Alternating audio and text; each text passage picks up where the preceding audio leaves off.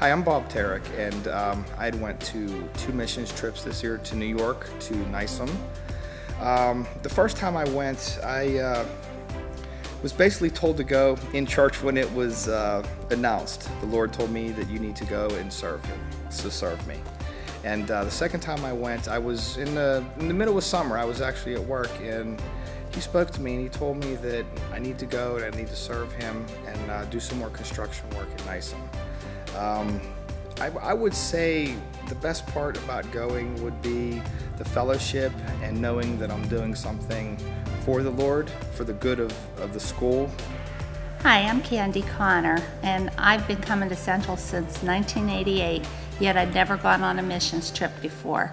What a great privilege this was to be able to go and help do turkeys. I wasn't able to go and do physical labor, but this gave me an opportunity to go, and I was able to help with the turkeys and to go out and meet the homeless and get to pray with them and take them some sandwiches and drinks. And such a privilege to be able to go. I just feel so blessed. Okay, my name is Jim Moore. I've attended a couple of the New York City missions trips, construction trips, and it utterly amazes me that God allows me to do this, and no matter how old you are and how many aches and pains you have, that God will give you the strength to get through it and to help. And the second thing that really amazes me is the amount of blessings that we give to the people in New York when we do that construction, because they just are so appreciative. And they went as far as to telling us that they wanted to flatten all the tires on our vans so we could stay.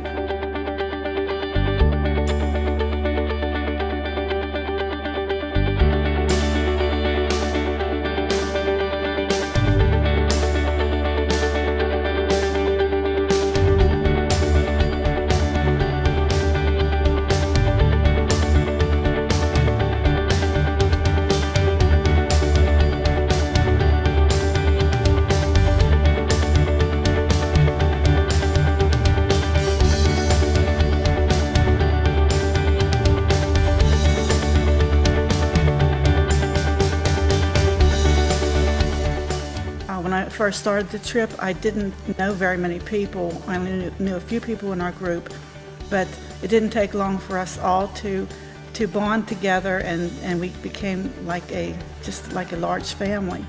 I was impressed, but yet not surprised, with the dedication of the missionaries and their desire to win the lost. We did 2 outreaches. We had one in Warsaw, and 150 people came. And we had a typical bag of Polish groceries that we handed out at the end. There was games, face painting, food, haircut, you can get your nails done, and people came in. You saw the look on their face, and they were just like, "What is this? Why are people doing this? This is weird." And I remember saying to a few people, these people are coming in like completely clueless, and they think they're just gonna have a fun day, but when they leave, their lives could be completely changed. I think what stood out to me the most was just coming alongside both of the churches in Warsaw and Zamość, and just, partnering with them. Poland was really an awesome trip for me. I think the most exciting part for me was meeting the people and seeing how the people were. In the older people, you saw a lot of sadness, I think, in their faces, in a lot of them when you were walking the street, and in the younger people, you saw excitement.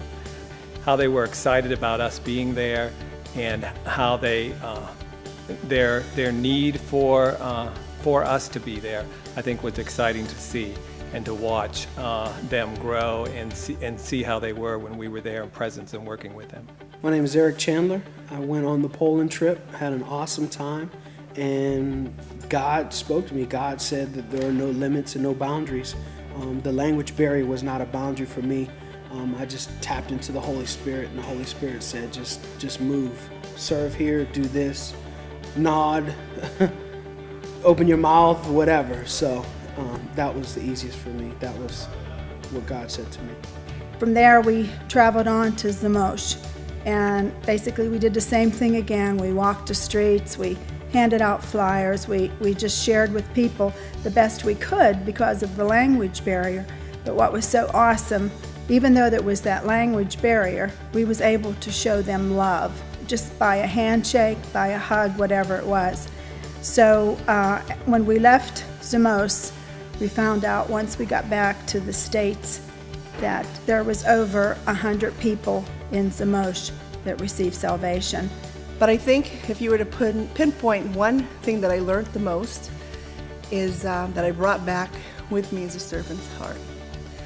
Sophia told us we were over there to serve, and I went to serve and to help the pastors out and the missionaries that were over there, but I brought it back with me.